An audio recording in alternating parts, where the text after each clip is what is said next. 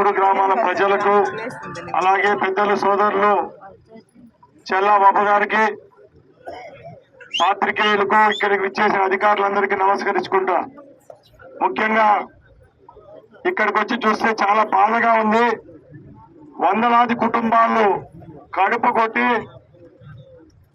ఈ ప్రాంతం నుంచి 5-6 సార్లు ఎమ్మెల్యే మంత్రి అయి కొడుకును 2 సార్లు ఎంపీ చేసుకొని తమ్ముడిని ఇంకో ప్రాంతానికి తీసుకొని పోయి 2 సార్లు ఎమ్మెల్యే చేసిన బుద్ధి లేని పెద్ద మనిషి ఈరోజు మీరు పెట్టిన భిక్షతోనే 5 సంవత్సరాల నుండి సుమారు 50,000 కోట్లతో చేసినాడు.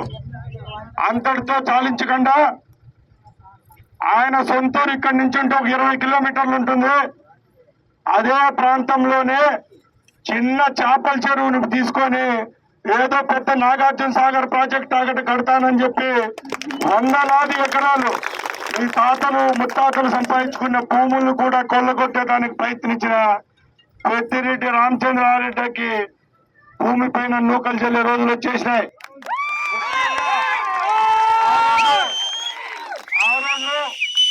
జగన్మోహన్ రెడ్డి అనే బుద్ధి లేని పెద్ద మనిషి.